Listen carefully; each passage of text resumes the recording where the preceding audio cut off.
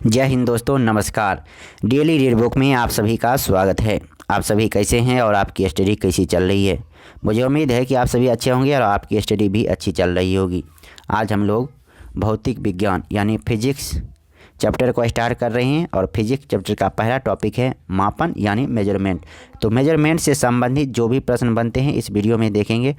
कोई भी एग्ज़ाम उठा के देख लीजिए, चाहे बीपीएससी, एनटीपीसी, बिहार दरोगा, group D, SSC, GD, CGL, कोई भी एग्ज़ाम, हर एक एग्ज़ाम में इस टाइप के प्रश्न आएंगे ही आएंगे। तो आपको हर हालत में याद करना ही होगा। 3 पेज में है टोटल यह टॉपिक। तो चलिए स्टार्ट करते हैं। तो स्टार्ट करने से पहले थोड़ा सा एक बात जान लीजिए कि सफ़र कितना भी मुश्किल हो प्रभु आसान कर देंगे, जो तुमसे हो ना पाएगा उसे भगवान कर देंगे। सफ़र कितना भी मुश्किल हो प्रभु आसान कर देंगे। जी हाँ दोस्तों, आपको घबराना नहीं है, लगातार मेहनत करते जाना है। अभी आपको लग रहा है कि वो नहीं होगा, लेकिन लगातार मेहनत करते जाइएगा तो हो जाएगा, वो भी आसान हो जाएगा। इसलिए शुरुआत में कोई भी चीज़ कठिन ही होता है, धीरे धीरे वो आसान लगने लगता है। तो भगवान पर भरोसा रखिए, आपकी सफलता निश्चित है, आप सफल ज़रूर होएंगे। तो इसलिए पॉजिटिव माइंडसेट के साथ पढ़ते रहिए और बढ़ते रहिए। तो चलिए स्टार्ट करते हैं। मूल भौतिक राशियों की संख्या कितनी है? तो इसका आंसर होगा 7। मूल भौतिक राशियों की संख्या 7 है। वो कौन कौन से हैं? लंबाई, समय, ताप, द्रव्यमान, विद्युत धारा, ज्योति तीव्रता और पदार्थ की मात्रा। ये 7 मूल भौतिक राशियां हैं। अगला प्रश्न है ज्योति तीव्रता का मात्रक क्या है? तो ज्योति तीव्रता का मात्रक है ल्यूएन प्रति एस्टे रेडियन। ज्योति तीव्रता का मात्रक है ल्यूएन प्रति एस्टे रेडियन। एक प्रकाश वर्ष बराबर है 9.46 × 10⁻12 किलोमीटर के, या इसको कहते हैं 9.46 × 10⁻15 मीटर। वायुमंडल में ओजोन परत की मोटाई मापने का मात्रक है डॉप्सन। डॉप्सन के द्वारा ओजोन परत की मोटाई को मापा जाता है। वायुमंडलीय दाब मापने का मात्रक क्या होती है? तो बार होती है। वायुमंडलीय दाब मापने का मात्रक होती है बार। शक्ति का मात्रक क्या है? तो वाट है। शक्ति का मात्रक है वाट। कार्य तथा ऊर्जा का मात्रक क्या है? तो कार्य तथा ऊर्जा का मात्रक एक ही होता है, जो होता है जूल। कार्य तथा ऊर्जा का मात्रक जूल होता है। MKS प्रणाली में त्वरण का मात्रक क्या है? MKS प्रणाली में त्वरण का मात्रक होता है मीटर प्रति सेकेंड। तो ये गलत है, मीटर प्रति सेकेंड स्क्वायर होना चाहिए यहाँ। तो MKS प्रणाली में त्वरण का मात्रक होगा मीटर प्रति सेकेंड स्क्वायर, या मीटर सेकेंड पर पावर -2 भी इसे लिख सकते हैं। तो इसको ठीक कर लीजिएगा, यहाँ -2 दे दीजिएगा। सॉरी, -2 नहीं, सिर्फ यहाँ 2 दीजिएगा, क्योंकि यहाँ स्लैश में है, बटे में है। तो अगर बटे में नहीं रहता तो -2 होता, और इसे 2 दीजिएगा। मूल भौतिक राशियाँ, मात्रक और प्रतीक। तो मूल भौतिक राशियाँ अभी हम लोग पढ़े हैं, 7 हैं। तो उसका मात्रक क्या क्या होता है वो भी एग्जाम में पूछा जाता है। तो लंबाई का मात्रक मीटर होता है और इसका प्रतीक यानी संकेत m होता है। द्रव्यमान का मात्रक किलोग्राम, समय का मात्रक सेकेंड होता है, विद्युत धारा का मात्रक एम्पियर और ताप का मात्रक केल्विन होता है। पदार्थ की मात्रा का मात्रक मोल होता है और ज्योति तीव्रता की मात्रक कैंडिला होता है, और इसे CD द्वारा निरूपित किया जाता है। 1 किलोग्राम सेंटीमीटर स्क्वायर दाब किसके समतुल्य होता है? तो 1 बार के समतुल्य होता है 1 किलोग्राम प्रति सेंटीमीटर स्क्वायर। 1 पिकोग्राम कितने ग्राम के बराबर होता है? तो 1 पिकोग्राम 10⁻12 ग्राम के बराबर होते हैं। जहाँ भी आप पिको देखिएगा तो वहाँ 10⁻12 ध्यान रखिएगा। पास्कल किस राशि का मात्रक है? तो पास्कल दाब की मात्रक है। बल का मात्रक क्या है? तो बल का मात्रक न्यूटन होता है।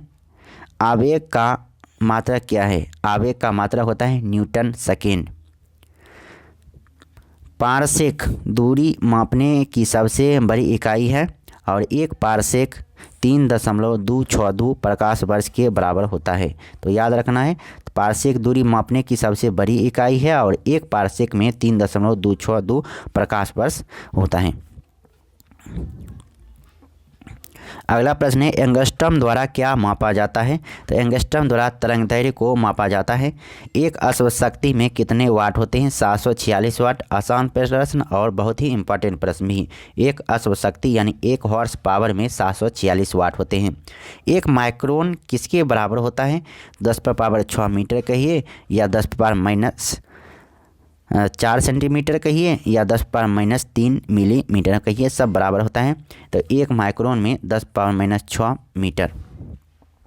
चालक की वैद्युत प्रतिरोधकता की मात्रक को ओम मीटर होती है। चालक की वैद्युत प्रतिरोधकता की मात्रक को ओम मीटर कहते हैं, यानी इलेक्ट्रिकल रेसिस्टेंस का मात्रक ओम मीटर होता है। रेडियन एवं स्टेरेडियन किस प्रकार के मात्रक हैं? तो रेडियन और स्टेरेडियन पूरक मात्रक हैं। क्यूसेक में क्या मापा जाता है? तो जल का बहाव। बहुत ही इंपॉर्टेंट प्रश्न, क्यूसेक में क्या मापा जाता है? जल का बहाव मापा जाता है। सारे प्रश्न एक एक प्रश्न इंपॉर्टेंट हैं, तो रट्टा मार के जैसे तैसे आपको पढ़ना ही पड़ेगा। हर एक हालत में याद कर लीजिए, एक बार नहीं याद होता है। एक बार में समझ में है तो दूसरा बार वीडियो देखिए, किसी तरह आपको याद करना है। सारे एक प्रश्न इंपॉर्टेंट है, एक भी प्रश्न इग्नोर नहीं किया जा सकता है। दूर की वस्तुओं को देखने के लिए बाइनोक्यूलर दूरबीन का प्रयोग किया जाता है। दूर की वस्तुओं को देखने के लिए किसका प्रयोग किया जाता है? बाइनोक्यूलर दूरबीन। दूर की वस्तु को देखने के लिए बाइनोक्यूलर दूरबीन का प्रयोग किया जाता है। दुग्ध उत्पादों में वसा की मात्रा मापने के लिए किस यंत्र का प्रयोग किया जाता है? तो वसा की मात्रा ब्यूटेरियोमीटर, यानी बटर को मापेंगे ब्यूटेरियोमीटर से। दुग्ध उत्पादों में वसा की मात्रा मापने के लिए किस यंत्र का प्रयोग किया जाता है? तो ब्यूटेरियोमीटर। प्रकाश की तीव्रता मापने के लिए किस उपकरण का प्रयोग किया जाता है? तो लक्स मीटर का प्रयोग किया जाता है। प्रकाश की तीव्रता मापने के लिए किस उपकरण का उपयोग किया जाता है? तो लक्स मीटर का प्रयोग किया जाता है। समतल कोण घन कोण किस प्रकार की राशियां हैं? तो पूरक राशियां हैं। समतल कोण घन कोण एक पूरक राशियां हैं। हृदय की ध्वनि सुनने के लिए किस यंत्र का प्रयोग किया जाता है? स्टेथोस्कोप का प्रयोग किया जाता है। हृदय की ध्वनि सुनने के लिए स्टेथोस्कोप का प्रयोग किया जाता है। अब है अदिश राशियाँ, सदिश राशियाँ, विभिन्न मात्रक। कौन कौन से अदिश राशियाँ हैं उसके बारे में देख लेते हैं। दूरी एक अदिश राशि है, चाल एक अदिश राशि है, द्रव्यमान अदिश राशि है, आयतन अदिश राशि, समय अदिश राशि, कार्य अदिश राशि, घनत्व अदिश राशि और विद्युत धारा अदिश राशि। तो अदिश राशि कहते किसको हैं? तो अदिश राशि वैसी राशि होती है जिसमें केवल परिमाण होता है, दिशा की आवश्यकता नहीं होती है। उसे ज्ञात करने के लिए दिशा की आवश्यकता नहीं होती है, केवल परिमाण की आवश्यकता होती है। उसे ही अदिश राशियाँ कहते हैं। और सदिश राशियाँ परिमाण के साथ साथ दिशा की भी आवश्यकता होती है, तो उसे ही सदिश राशियाँ कहते हैं। तो ये याद रखना है। तो दूरी, चाल, द्रव्यमान, आयतन, समय, कार्य, घनत्व, विद्युत धारा, ये सभी अदिश राशियाँ हैं। जबकि बल, विस्थापन, वेग, संवेग, त्वरण, कोणीय वेग, चुंबकीय तीव्रता और विद्युत तीव्रता, ये सभी सदिश राशि हैं। अब जानते हैं कि विभिन्न मात्रक। तो एक एंगस्ट्रम 10⁻−10 मीटर के बराबर होता है। एक खगोलीय इकाई, तो पृथ्वी और सूर्य के बीच की दूरी को एक खगोलीय इकाई कहती हैं और इसकी लंबाई होती है 1.496 × 10⁻11 मीटर। एक डॉब्सन 10 माइक्रोमीटर के बराबर होता है। एक बैरल में 159 लीटर होते हैं। एक बैरल में 159 लीटर। एक नैनोमीटर 10⁻−9 मीटर के बराबर होते हैं। एक टेरोमीटर 10⁻12 मीटर। एक फैदम में 6 फीट होता है। एक फैदम में कितने फीट होता है? 6 फीट। पृथ्वी के गुरुत्व एवं चंद्रमा के गुरुत्वाकर्षण के कारण ही चंद्रमा एक निश्चित कक्षा में पृथ्वी की परिक्रमा करता है, ये याद रखना है। अब है प्रमुख भौतिक राशियाँ एवं उनके एसआई मात्रक और सूत्र के साथ दिया हुआ है। तो जैसे एक एक दो आपको निकालना सिखा देते हैं, बाद में आप खुद से SI मात्रक को निकाल सकते हैं। जैसे क्षेत्रफल का सूत्र होता है लंबाई गुने चौड़ाई। तो क्षेत्रफल तो लंबाई को मीटर में मापते हैं, तो लंबाई को मीटर में मापते हैं और चौड़ाई को भी मीटर में मापते हैं। तो दोनों को गुणा कीजिएगा तो हो जाएगा मीटर स्क्वायर। तो इस प्रकार क्षेत्रफल का मात्रक हो जाएगा मीटर स्क्वायर। तो वही यहाँ दिया हुआ है, क्षेत्रफल का मात्रक मीटर स्क्वायर। उसी प्रकार आयतन का मात्रक, तो लंबाई को मीटर में मापेंगे और चौड़ाई को भी मीटर में मापेंगे और ऊंचाई को भी मीटर में मापेंगे। तो इस प्रकार से तीनों को गुना कीजिएगा तो मीटर क्यूब हो जाएगा। तो वही लिखा है यहाँ पर, आयतन का मात्रक मीटर क्यूब होता है। तो आगे उसी प्रकार अगर क्षेत्र सारे फार्मूला को याद रखिएगा तो अपने आप आपको SI मात्रक याद हो जाएंगे, इसको रटने की कोई आवश्यकता नहीं है। तो क्षेत्रफल का सूत्र होता है लंबाई गुने चौड़ाई, आयतन का लंबाई गुने चौड़ाई गुने ऊंचाई। त्वरण का मात्रक होता है, तो त्वरण होता है वेग में परिवर्तन की दर को त्वरण कहते हैं। इसका परिभाषा है, वेग में परिवर्तन की दर को क्या कहते हैं, त्वरण कहते हैं। तो यानी वेग में परिवर्तन बटे समय। बल होता है ma, F बराबर ma होता है, F बराबर ma यानी द्रव्यमान गुने त्वरण। तो द्रव्यमान और त्वरण के गुणनफल को बल कहा जाता है और इसका मात्रक वही उसी प्रकार हो जाएगा। द्रव्यमान का मात्रक होता है द्रव्यमान को केजी में मापते हैं, द्रव्यमान को केजी में मापा जाता है और त्वरण को मीटर प्रति सेकेंड स्क्वायर में मापा जाता है। तो इस प्रकार इसे लिख सकते हैं केजी मीटर सेकेंड पर पावर -2। तो इस पर ऐसा भी लिख सकते, और इसे क्या कहा जाता है, तो इसको न्यूटन भी कहा जाता है। तो बल का ऐसा ही मात्रक हो जाएगा न्यूटन। तो इसी प्रकार आप सभी का सूत्र देख लीजिएगा। जैसे गतिज ऊर्जा का हाफ mv², स्थितिज ऊर्जा का फाई बराबर mgh यानी द्रव्यमान गुने गुरुत्वीय त्वरण गुने ऊंचाई, और कोणीय वेग चाप बटे त्रिज्या,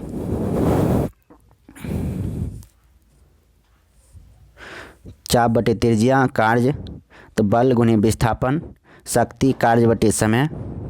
तो इसको याद, कार्य करने की दर को क्या कहते हैं, शक्ति कहते हैं। बल आघूर्ण, तो बल गुने घूर्णन अक्ष के लंबवत दूरी, गुरुत्वाकर्षण नियतांक बल गुने दूरी का स्क्वायर बटे द्रव्यमान स्क्वायर, गुरुत्वीय विभव कार्य बटे द्रव्यमान, घूर्णन त्रिज्या दूरी। तो इस प्रकार से आप PDF से सारे चीज याद कर लेंगे, ये मुझे उम्मीद है। और इसका ऐसा ही मात्रक ही बहुत ही इम्पोर्टेंट है। जैसे धारिता का ऐसा ही मात्रक फेरार होता है, ये भी इम्पोर्टेंट है। तो सारा इम्पोर्टेंट है, इसमें इग्नोर नहीं किया जा सकता है एक भी। तो मुझे उम्मीद है कि आप मेहनत करेंगे। तो चलिए अगला, बिना समय गवाए अगला प्रश्न की ओर ध्यान देते हैं। किस यंत्र के द्वारा मस्तिष्क विभव मापा जाता है, तो इलेक्ट्रोइंसेफेलोग्राफ द्वारा मस्तिष्क विभव को मापा जाता है। संवेग किसकी माप है, तो गति की मात्रा की माप है संवेग। मैनोमीटर का क्या उपयोग है, तो गैसों का दाब मापने में मैनोमीटर का प्रयोग किया जाता है। कोणीय विस्थापन का मात्रक क्या है, तो रेडियन है। कोणीय विस्थापन का मात्रक रेडियन है। पृथ्वी और सूर्य के बीच की मध्य दूरी किस मात्रक द्वारा व्यक्त की जाती है, तो एक खगोलीय इकाई है। पृथ्वी और सूर्य की बीच की दूरी को एक खगोलीय इकाई कहा जाता है। अगला प्रश्न है, सोने की शुद्धता को मापने के लिए कैरोमीटर नामक यंत्र का प्रयोग किया जाता है सोने की शुद्धता मापने के लिए। अब है महत्वपूर्ण मापन उपकरण। एक तरफ है यंत्र और उसके बाद है उपयोग। उसका उपयोग क्या किस चीज़ में किया जाता है ये देख लेते हैं। तो अल्टीमीटर का उपयोग उड़ते हुए विमान की ऊंचाई मापने के लिए अल्टीमीटर का प्रयोग किया जाता है। विद्युत धारा की तीव्रता मापने के लिए आमीटर का प्रयोग किया जाता है। ध्वनि की तीव्रता ऑडियोमीटर का प्रयोग किया जाता है। एरोमीटर का प्रयोग वायु एवं गैस का भार तथा घनत्व मापने के लिए एरोमीटर का प्रयोग किया जाता है। एनीमोमीटर वायु की गति और शक्ति मापने का यंत्र है एनीमोमीटर। और एक्सीलरोमीटर, तो एक्सीलरोमीटर में तो ऐसे गति वृद्धि होगा, गतिमान वाहनों की गति में वृद्धि की दर को मापने के लिए एक्सीलरोमीटर का प्रयोग किया जाता है। बैरोमीटर का प्रयोग वायुमंडलीय दाब मापने के लिए किया जाता है। तो एक बार रिकॉल, अल्टीमीटर उड़ते हुए विमान की ऊंचाई, विद्युत धारा की माप के लिए आमीटर, ध्वनि की तीव्रता ऑडियोमीटर, वायु एवं गैस का भार तथा घनत्व के लिए एरोमीटर, एनीमोमीटर का प्रयोग वायु की गति और शक्ति मापने का यंत्र है, एक्सेलेरोमीटर गतिमान वाहनों की गति में वृद्धि की दर मापने का यंत्र है, और बैरोमीटर का उपयोग वायुमंडलीय दाब को मापने के लिए किया जाता है। अब आगे है बोलोमीटर। तो बोलोमीटर से ऊष्मीय विकिरण को मापा जाता है। कैलोरीमीटर से ऊष्मा की मात्रा की माप होती है। बेलनाकार वस्तुओं का व्यास एवं गहराई मापने के लिए बर्निलर कैलिपर्स का प्रयोग किया जाता है। क्रायोमीटर का प्रयोग निम्न ताप मापने के लिए किया जाता है। पदार्थ का घनत्व मापने के लिए डेंसिटी मीटर का प्रयोग किया जाता है। समुद्र और नदी की गहराई मापने के लिए फेदोमीटर का प्रयोग किया जाता है। विद्युत धारा की प्रवणता के लिए गैल्वेनोमीटर का प्रयोग किया जाता है। विद्युत धारा की प्रबलता के लिए गैल्वेनोमीटर का प्रयोग किया जाता है। गायरोस्कोप का प्रयोग घूर्णन करती हुई वस्तु का कोणीय संवेग मापने के लिए गायरोस्कोप का प्रयोग किया जाता है। अगला प्रश्न है गुरुत्वीय त्वरण। गुरुत्वीय त्वरण की माप के लिए ग्रेवोमीटर का प्रयोग किया जाता है। हाइड्रोमीटर वस्तुओं का आपेक्षिक घनत्व के लिए हाइड्रोमीटर का प्रयोग किया जाता है। हाइड्रोफोन का प्रयोग जल के भीतर उत्पन्न ध्वनि को मापने के लिए किया जाता है। हाइग्रोमीटर का प्रयोग वायुमंडलीय आर्द्रता मापने के लिए किया जाता है। लैक्टोमीटर का प्रयोग दूध की शुद्धता मापने के लिए किया जाता है। भारत के जहाज़ों में सही समय ज्ञात करने के लिए प्रयुक्त उपकरण क्रोनोमीटर का प्रयोग किया जाता है। पौधों की वृद्धि को दर्शाने वाला यंत्र को कैस्कोग्राफ कहा जाता है। पौधों की वृद्धि को दर्शाने वाला यंत्र क्या कहलाता है? कैस्कोग्राफ कहा जाता है। डाइलेक्ट्रोमीटर किसी वस्तु में उत्पन्न आयतन के परिवर्तन को मापने का यंत्र है डाइलेक्ट्रोमीटर। और डायनेमोमीटर का प्रयोग इंजन द्वारा उत्पन्न की गई शक्ति मापने का यंत्र है। नेफोस्कोप वायुमंडल में उपस्थित बादलों की गति एवं गति की दिशा का मापन किया जाता है। ऊष्मीय विकिरण को मापने का यंत्र है रेडियो माइक्रोमीटर। ऊष्मीय विकिरण को मापने के लिए रेडियो माइक्रोमीटर का प्रयोग किया जाता है।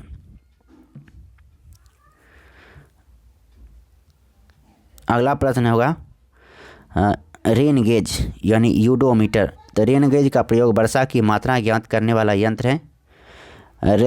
रिफ्रैक्टोमीटर पारदर्शक माध्यमों का वर्तन ज्ञात करने के लिए उपकरण है। सेक्रोमीटर का प्रयोग सांकड़ा एवं सांद्रता मापने का यह यंत्र है सेक्रोमीटर। महीन तारों का व्यास मापने का यंत्र है स्क्रू गेज। ऊंचाई को मापने के काम में आने वाला यंत्र है सेक्सटेंट। किसी सतह की वक्रता मापने वाला यंत्र है स्फेरोमीटर। स्फेगनोमैनोमीटर ध्वनियों में रुधि के दाब को मापने का एक उपकरण है। थियोडोलाइट अनुप्रस्थ तथा लंबवत कोणों की माप के लिए प्रयोग किया जाता है। थर्मोपाइल विकिरण तीव्रता मापने का यंत्र है थर्मोपाइल। बेंचुरीमीटर का प्रयोग द्रवों के प्रवाह की गति मापने का यंत्र है बेंचुरीमीटर। लाउड स्पीकर ध्वनि की तीव्रता बढ़ाने का यंत्र है लाउड स्पीकर। मैकमीटर ध्वनि के वेग के अनुपात में वायुयान की गति मैकमीटर से मापा जाता है। चुंबकीय क्षेत्र मैग्नेटोमीटर। माइक्रोमीटर का प्रयोग अति सूक्ष्म लंबाई यानी मिलीमीटर का 1000वां भाग ज्ञात करने के लिए माइक्रोमीटर का प्रयोग किया जाता है। ऑडियोमीटर वाहन द्वारा तय की गई दूरी को ऑडियोमीटर का प्रयोग किया जाता है। ओडोमीटर का प्रयोग किया जाता है वाहन द्वारा तय की गई दूरी को। ओम मीटर का प्रयोग विद्युत प्रतिरोध ज्ञात करने के लिए किया जाता है। विद्युत चुम्बकीय तरंगों की आवृत्ति ज्ञात करने के लिए ओंडोमीटर का प्रयोग किया जाता है। उच्च ताप युक्त पिंड का ताप ज्ञात करने के लिए पायरोमीटर का प्रयोग किया जाता है। ध्वनि की तीव्रता मापने के लिए फोनोमीटर। और अपराधियों संदिग्ध व्यक्तियों के कथन की जांच के लिए पॉलीग्राफ का इस्तेमाल किया जाता है। दूर स्थित वस्तुओं की अवस्थिति तो रडार। विकिरण मापक है रेडियोमीटर। और भूकंपीय तरंगों की तीव्रता मापने के लिए सिस्मोग्राफ का प्रयोग किया जाता है। स्पीडोमीटर का प्रयोग गतिमान वाहन की गति मापने के लिए किया जाता है।